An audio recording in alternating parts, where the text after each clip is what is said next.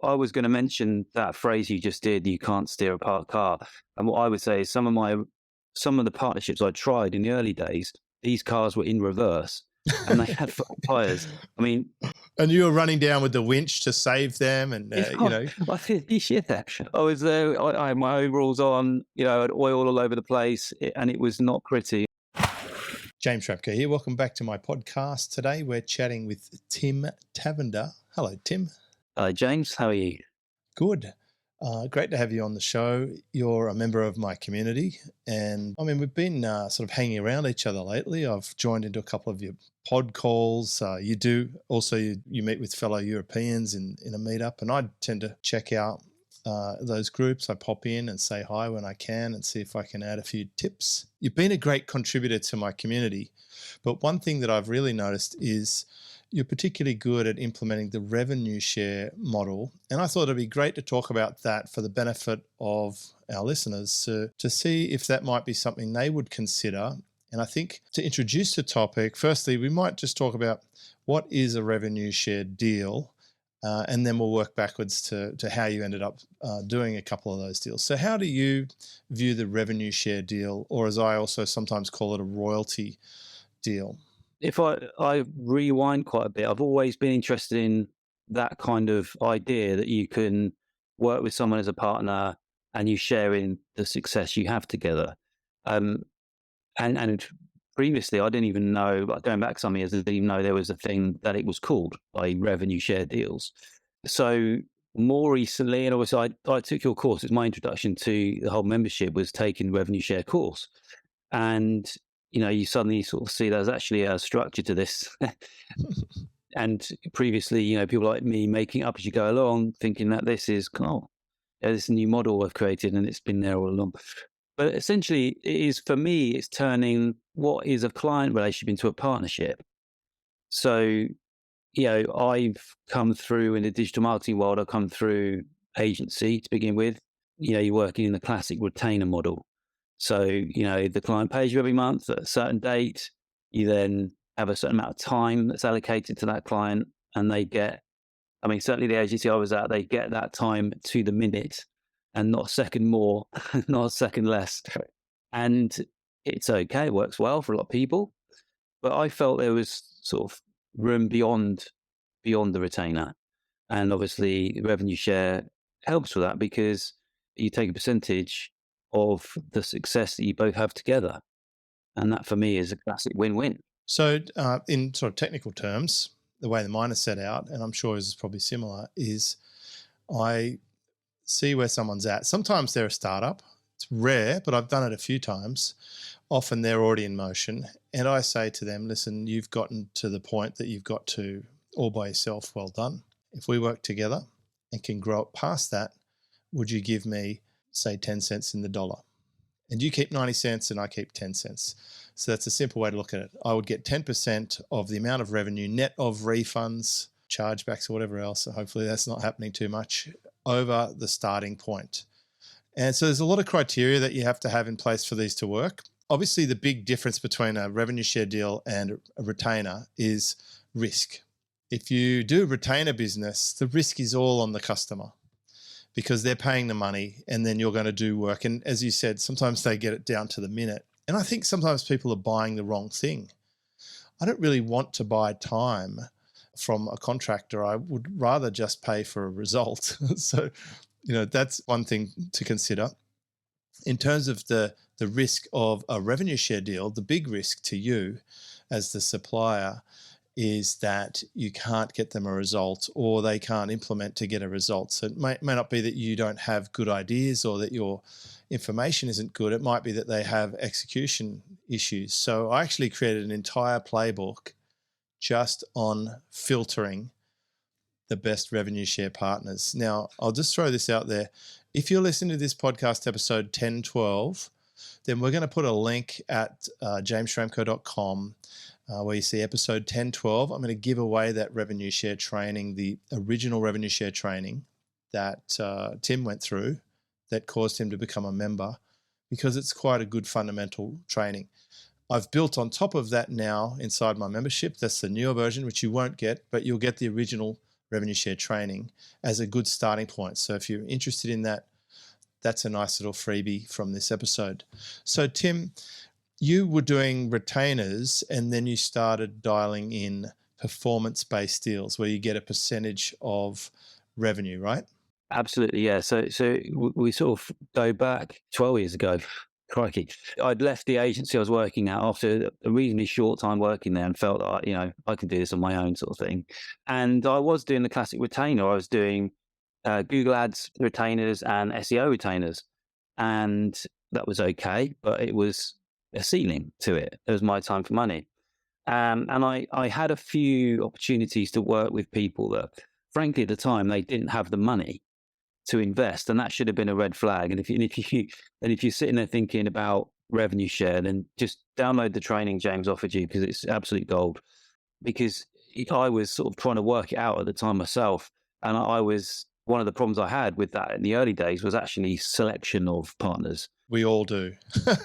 We all do. I made plenty of mistakes. I actually tried performance-based deals way back, 2007 and 2008. I was doing classic 50-50s, which mostly suck, and they weren't successful. There were so many things wrong with that approach, and I didn't know enough about it. But my rebirth into revenue share deals probably 8 or 9 years ago. But in that time still, I feel like I've taken on about 15 deals, and I've currently got 8. So over 8 or 9 years, I've learnt half a dozen times about things that are going to make a deal not be ideal for you. My main cost, of course, is just wasted opportunity or wasted energy. But the ones I've got now are like the jewels in the crown. So they're awesome, but it's really normal to make mistakes. And you described the classic one. Of course, people who have no money are only able to work with someone who can lift them up, and they'd be happy to pay you a percentage of something they don't have now.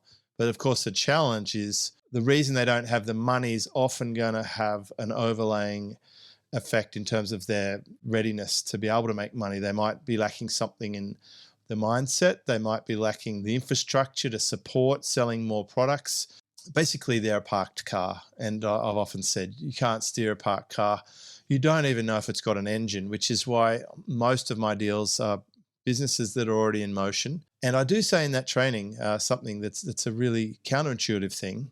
The clients you really, really want are the ones who probably don't want you, because they're pretty confident in their product.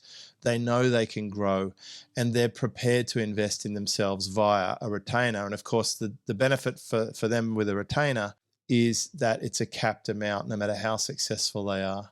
But if you're really, really good at what you do and you're able to get people amazing results, it will be better if you're on a performance deal, because the upside is that you can get paid a lot more than a retainer, and that's been true for me. My revenue share deals are substantially more lucrative than my retainers or my standard coaching clients, but I'm also doing more for them. And we'll talk about that, the relationship that you have versus a retainer, because I'm curious if it's been different for you as it has been for me. Totally. And, I was going to mention that phrase you just did, you can't steer a parked car. And what I would say is some of the partnerships I tried in the early days, these cars were in reverse and they had flat tires. I mean, And you were running down with the winch to save them, and I feel yeah. I was there. I had my overalls on. I had oil all over the place, and it was not pretty. And so, like you say, I wasted a lot of time. But then in doing that, I did learn who not to take on. And one of the things that you learn quite quickly after those experiences is how to identify the right partners. And I was kind of going through that process, discovering myself. It took a long time. Actually, when I did your training, James, one of the things that I was able to do is actually zone right in. And I remember writing an Evernote doc all about, like, literally listing, here's my ideal client.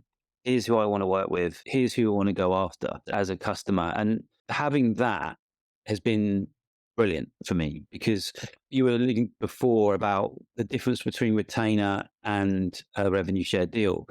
Shall I tell you a story about when I was in surgery last year? Yeah, I mean, if you're willing to share that, I think it's significant because it's a human thing and it happens a lot. And this is where I see traditional business models are difficult for these micro businesses. We are essentially like, and according to the government here, unless you're doing 20 or $30 million a year, you're a small business, but we're micro businesses, right?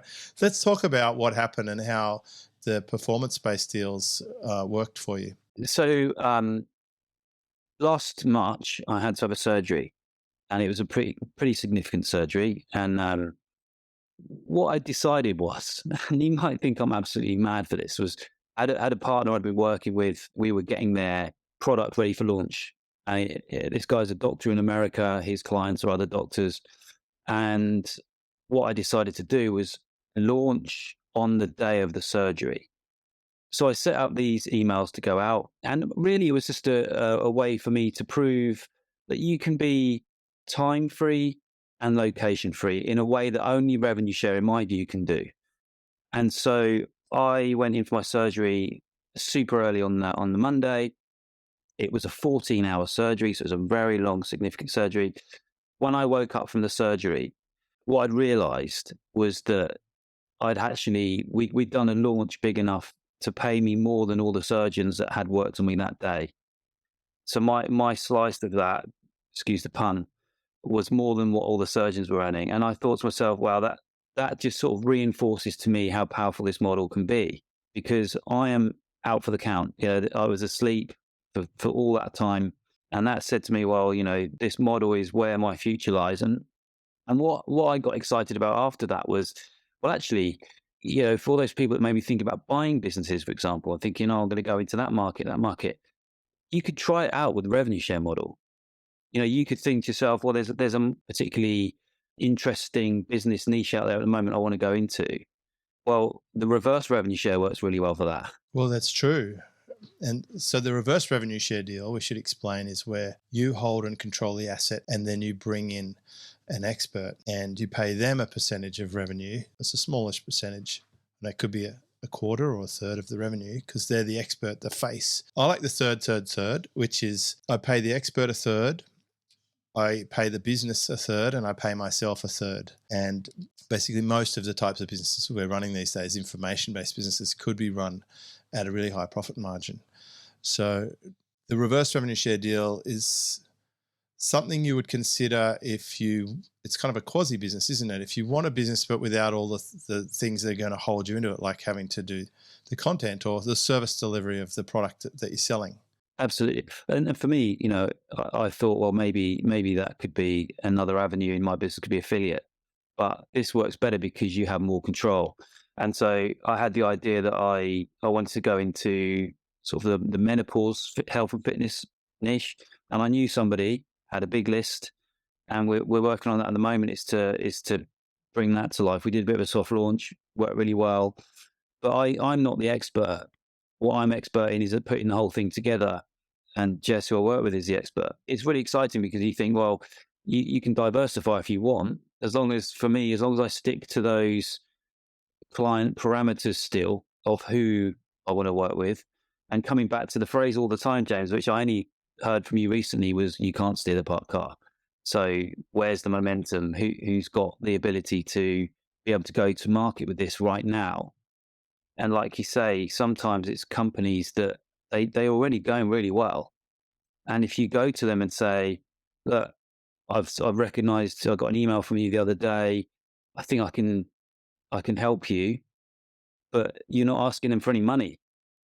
So for them, it's like, well, it's just another control. It's just another marketing test. And if it works well, then you can go into a more formal revenue share agreement, if you like. Well, I think that's a good point there. We should clarify what's the difference between affiliate marketing. Affiliate marketing, of course, is how I started out. And that was good because you're a salesperson. You get paid a commission for promoting someone's product. Ideally, you're joining a buyer and a seller, making that introduction, getting paid a cut. The big difference between a performance-based deal or revenue share deal is you can get a cut of all the revenue, including all the affiliates. So it's like an overrider. So one big difference for the partner is, instead of you not sharing your secrets with affiliates and just trying to do all the marketing yourself, now if you get paid an overrider on everybody's sales, then you're going to help the affiliates. You're going to find affiliates. You're going to share it loud and wide because you want it to be successful. So it's generally a lower percentage than you would get as an affiliate. But I will say one of the filters that I'm pretty clear on for myself is I want to promote something as an affiliate first to see if my customers buy this thing. That's a test for me because I really only want to become a partner in business units that my clients need and want and that are good for them. So affiliate is one test for me. If my clients don't buy the thing, I don't want to go in there and just do strategic help or whatever, or develop new markets. Like for example, one where it didn't quite work out the way I was hoping was where the product really was a good fit for, in the mind of the partner, not necessarily in my mind, but in their mind, they really wanted huge enterprise companies, and I don't deal with huge enterprise companies. And they would have known that. They didn't share that with me until we were a fair way down the track into the deal. But had I known that earlier, I'd say, you know what, I don't think, because my clients were buying the product, but they were aiming their sights on a different market. So it's very important to synchronize these filters. So once you build your filters and you get them right, then you can stack them on. And I like what you said. You effectively can go into business in a business without having to do all the stuff. So with my partnerships, I'm pretty much in 8 different businesses plus my own business. So I'm doing 9 businesses, but in my own business, I do the hiring and the training and the accounting and all of that stuff. But in my partners' businesses, they do the hiring, they do the product fulfillment, they do all the reporting. So they're doing all the stuff just like I'm an affiliate. I'm doing this strategic advisory. I'm hosting them on my podcasts. I'm doing emails to promote their things. I'm helping them with best practice, etc. They share my membership playbooks with them and drive success for all of us. And it's a fruitful situation. So far, just to recap, performance deals have a much bigger upside, but potentially a more of a downside if you can't get the result or they can't implement. But if they can, you could get paid a lot more than a retainer. The kind of people who you want on would also consider doing a retainer often because they're confident in their product and they have funds to invest in themselves. But the performance deal means you can go deeper. Now, what I have found is I'm connecting with my partners really deep. The longest ones I think are around 9 years old now, 8 or 9 years old. And we've become really close, and it's like they actually treat me like a business partner. We make decisions together about the naming of the business or what market we want to go in, how big do we want to grow it, what's our exit strategy, like a business, but they have the big end of the stick. I remember Evan Pagan talked about this. Give the other person the big end of the stick and you take the little end of the stick, which is why 50-50 deals often don't work out because you've each got a similar size stick and it's only half as good. Let them win, let them have a great situation and it's sustainable. And that's it. I mean, when you, I think it was a podcast quite a few years ago now, I was listening to, maybe 3-4 years ago, and you talked about a conversation with Jay Abraham, I think, where he'd said that if he'd have taken revenue share instead of fees, his wealth would have been many times over. That spoke to me that, the impact that you can have as an expert in your field can last for years. One thing that you do today can last for many years. So having that relationship that goes on and on and on makes a lot of sense. It's leverage. Yeah, exactly that. The single question that I asked Jay Abraham is one of the most profitable questions I've ever asked in my life. Because I did say to him in a private call, what advice would you have to your old self? He said, I would have done more rev share deals. Those $25,000 workshop attendees, they could have been $250,000 or $2.5 million clients. It really hit home with me. And that's when I started doing it 8 or 9 years ago now and adding them in. They now represent half my income. So just over half a dozen people pay half my income, which is profound leverage when you think about it. And it also addresses the other thing. I saw in a post today, actually, in a popular copywriting forum, people were saying, it's a good time to set up a low ticket recurring subscription membership. And they're like, I used to have one of these. And a lot of people, I had one of those. And a lot of people did have one or tried it, but they didn't succeed. And the reason is they were good at writing copy and good at marketing, but they weren't good at product. If you have a recurring subscription, anything, whether it's a performance-based deal or a membership or even a service, on a retainer, you have to deliver. So one of the things you want to put in your filter for revenue share deals is to make sure that you can have sustained value for your partner over the long haul. But in the instance where there isn't, and this is the thing that came up in my conversation with Jay Abraham, and we'll link to the episode in our show notes, is he didn't have a provision for them exiting. What used to happen is they'd start resenting him and then slow paying him, and then he'd have the conversation saying, look, okay, I guess it's going to over here. Why don't you cut me a check? And he'd make up a number or something like that. In mine, it actually has a provision from day one for the partner to exit. If they want out, they can buy it out. And I think that's a really healthy thing to have. And it's good to have a solid written agreement. So all of these things I talk about in that training. And to date, it's been as solid as a rock. I've actually had a couple where I've said, let's finish this. It's not working for me. I've had a couple where they've paid out money to exit, which was perfect. I've literally sold a part of my business. I've sold a chunk of my portfolio, and then the rest of them are still there and, happily ticking along. And it's a brilliant business model. But what I do love is that you've come into my vortex. You've consumed the information. You've been interactive in the community, asking questions. You've taken up pods. You've gone to meetups that are virtual, and you're spreading the love too. I just love how generous you are with the other members when they're having challenges, and that's what it's all about for community. And it's good to be able to acknowledge that. And you've already shared a lot of your key takeaways, switching from retainer to performance. It showed you that you have leverage, that you can build a business that's not linked to time. And I think that's the single biggest discovery. When you realize that time doesn't equal money, when you can de-link that, that is when it's like, whoa, wow. I think we've stumbled over a gold mine. This business model is incredible, but it has to be done right. It's a volatile business model. And also something that I'm curious about for you, you came from an agency. Did you have an appetite for risk in your past? Have you ever done commission sales or something? Not really. I mean, actually, the only time I've done that is I did a door-to-door sales job in Australia when I was traveling there years ago. That was a funny experience. But no, I mean, I worked for the agency for a year and a half, and I've only worked for a employer for probably 3.5 years out of nearly 30. So basically, you've been in charge of your own destiny the whole time.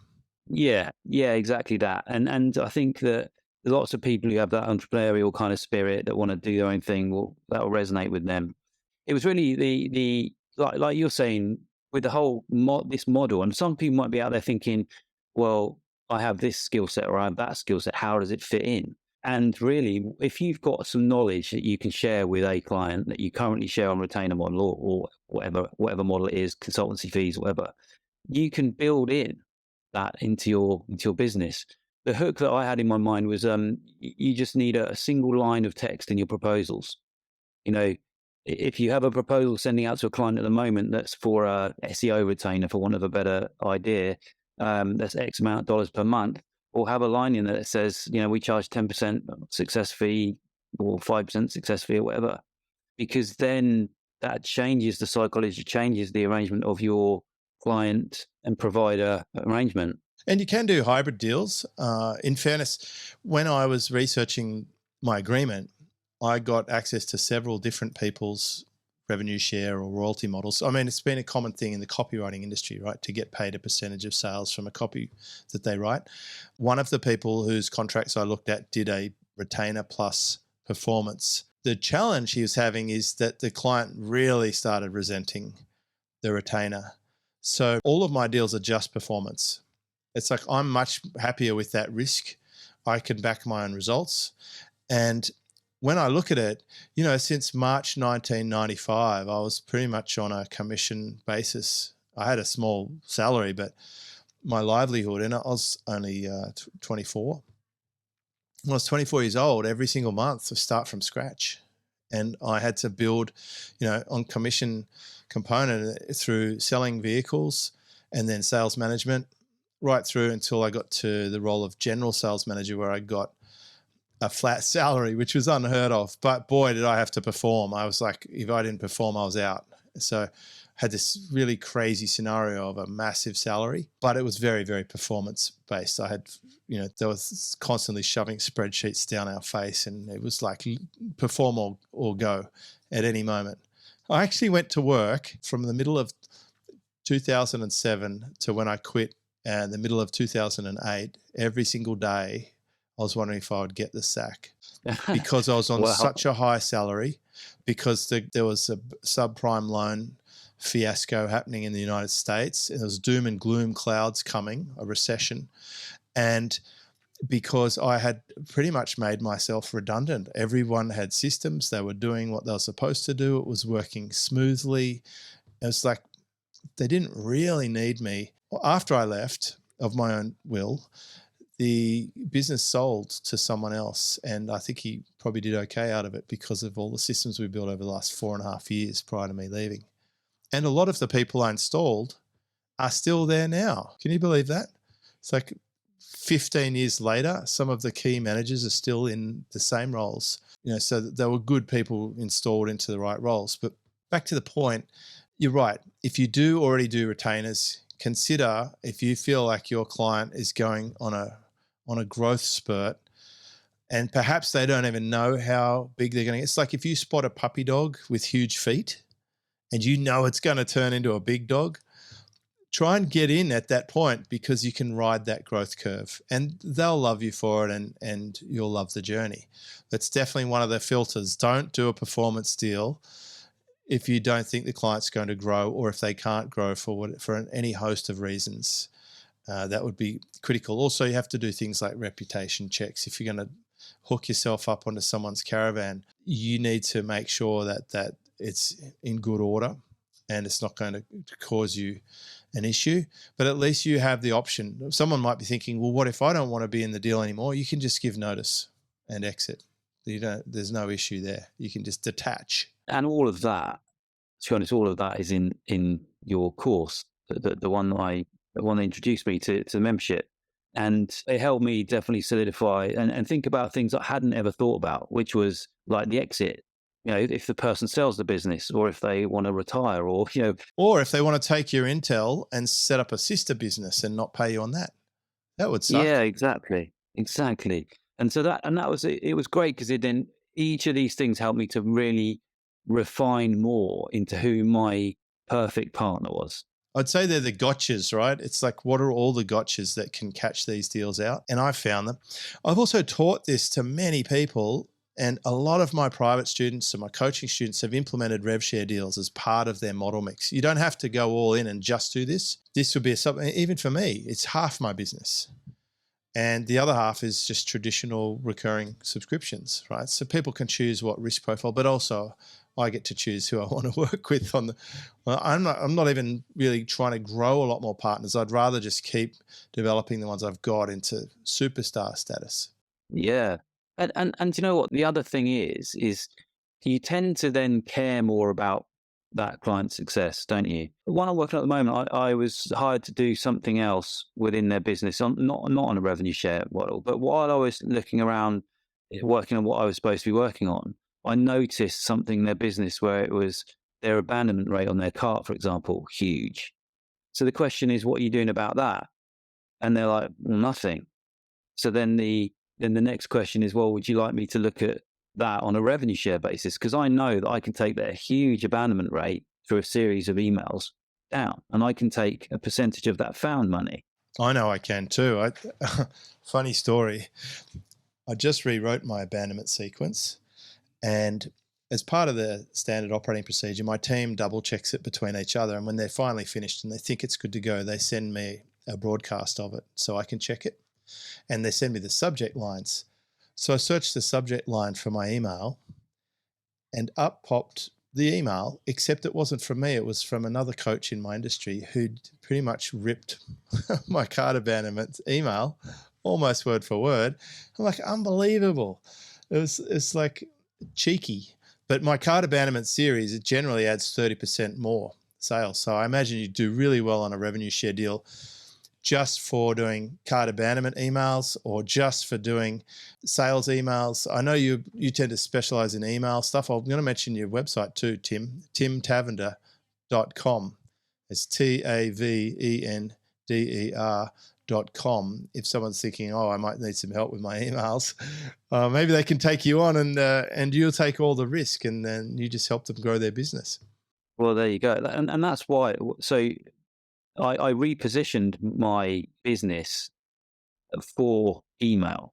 And the reason why I did that is because my client avatar showed me that actually a lot of the people that I want to work with already have a decent email list and they're just not making the most out of it.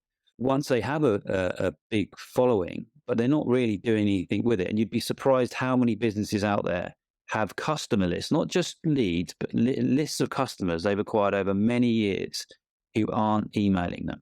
Oh, I'm not surprised because I have a client and he was telling me they do 4 things in their business and we were working out which things he should stop doing. One was they were doing website development, they were doing website design, they're doing traffic, and they were doing email writing and stuff. And I said, well, let's rank them in order of which opportunities are the best for you to focus on. I said, email, traffic, design, web dev. I said, so, and he's like, what? Email? Number one? I said, oh my God, yes. I told him the story of my local surf shop who never ever emailed anyone who ever bought a surfboard from him. And the surfboards were like $1,200 each. And when finally they put the rent up to the point where he couldn't stay anymore, he had a closing sale. And then he said to me, okay, help me send an email. And I extracted the database from his shopping cart. We ran a Facebook ad and a geopixel to his customers and lookalikes.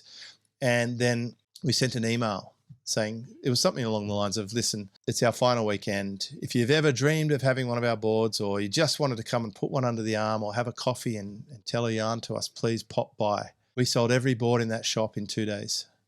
Wowzers. And he said, oh, I wish I'd spoken to you earlier about this. Yeah, he'd probably still and be there. This is the crazy thing.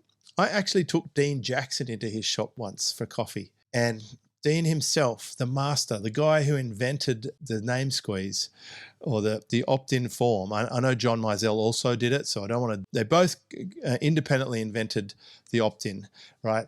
But Dean said, come on, these people have bought from you and they want to hear from you. It'd be rude not to be in touch with them. He's like, yeah, I know. I just don't want to hassle them. Well, and this is a filter that I've recently added, actually. What is someone's attitude to emailing their list? Because I had a partner who we're doing really, really well with, but won't let me send more than particularly on a launch, he won't let me send more than around 4 emails, like 1 a day.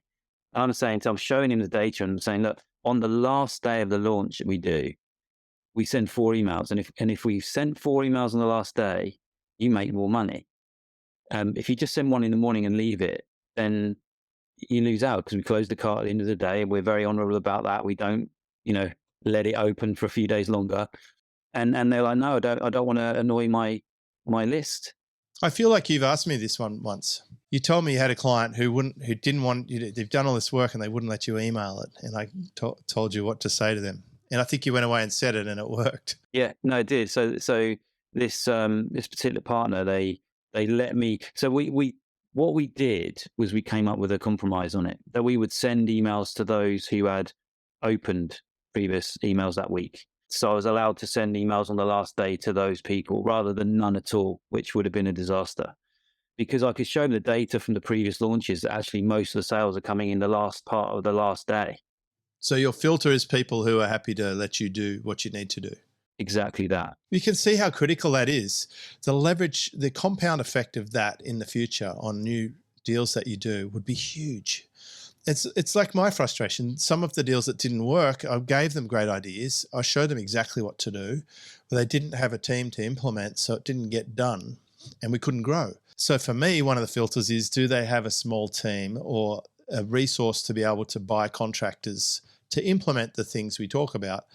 And if they don't, then that doesn't work. So one way I could approach this is I could build a bigger team myself and then deploy that team. So that's an option for you. It really comes out of what do you actually provide. I tend to provide strategic advice, access to my audience, podcast, platform, emails, and connections. I can get people on podcasts and I can hook them up with the right contacts. So that's the main thing I provide. I'm not providing labor or services often, but sometimes we do. Of course, we tinker around with our partners' sites, or we help them out with an edit here or there if they can't. I'll just do it because I want them to succeed. That's why it changes the nature of the relationship. Sounds like you're helping people by writing great emails and identifying growth opportunities within their database. Yeah, and also recognizing that maybe a particular expert, say they've written a book and they've got a following and they've got all these customers from the book. Well, can we change that book into a video course, for example? Suddenly there's an opportunity, we can leverage that. And, it does emanate from email. Everything comes down to that. And, there's one thing I kind of, to wrap it up really, there was a thing that I keep going back to in my mind where I was in a meeting, when I was doing retained work, I was in a meeting with a client and he was sat there across the other side of the desk. And every few minutes, literally a few minutes, there'd be a ping on his phone, ping, ping. And I'd be sitting there going, what's all this? So in the end, I asked him, I said, what's going on? And he said, well, it's PayPal. And I said, oh, PayPal. He said, yeah, those are sales coming in. And I'm sat there as a retained person. And he could have been anywhere. He could have been on holiday, and he was paying big. And I said to myself, wow, I need to be on the other side of the desk.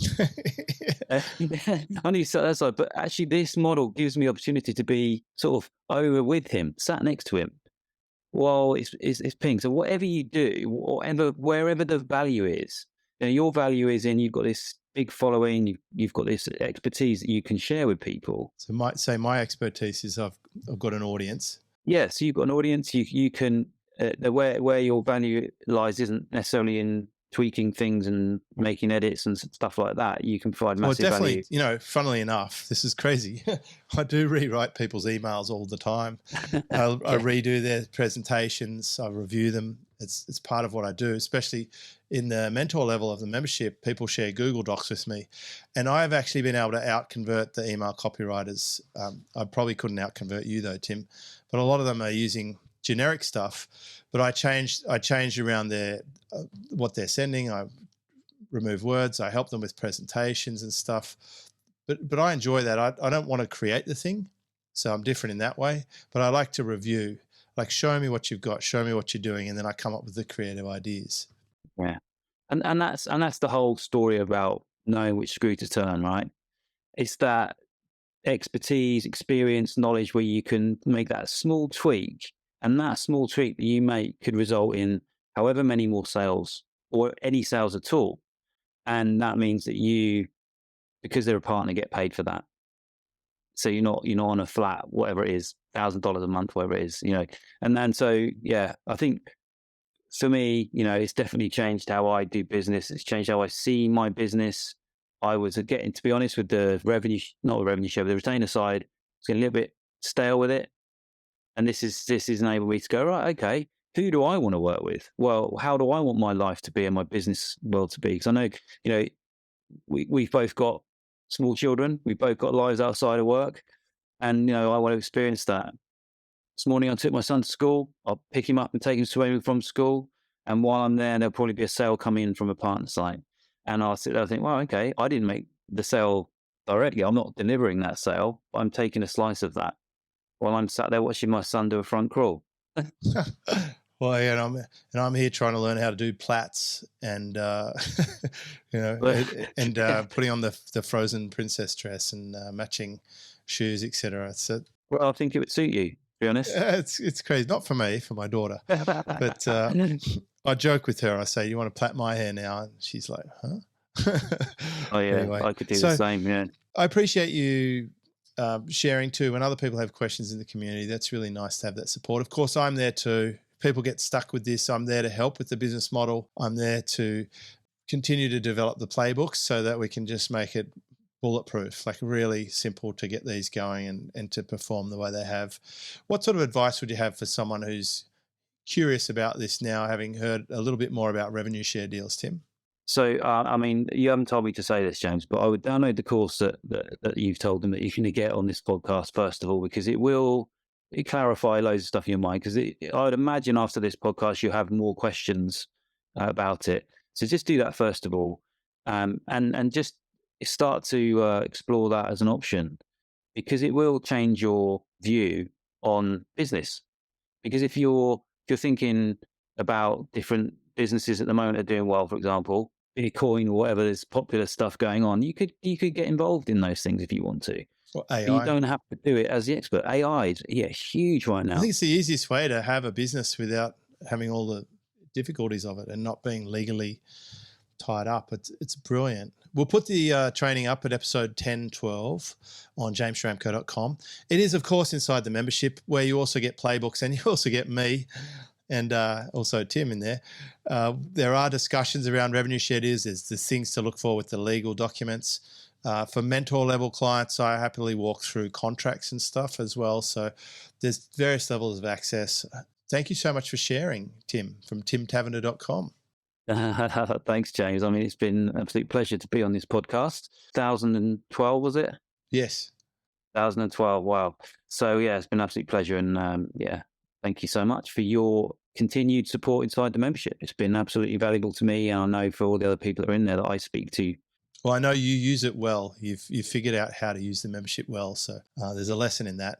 So it fascinates me. You can have some people not really be that resourceful, and then other people just use it so perfectly that it's a bargain. So I hope to continue to serve you and to see you get these amazing results, whether you're actively working or semi-working, but the money's still flowing in. That's the best part of these deals. Yeah, absolutely. Yeah. Thank you, James. This is James Schramko.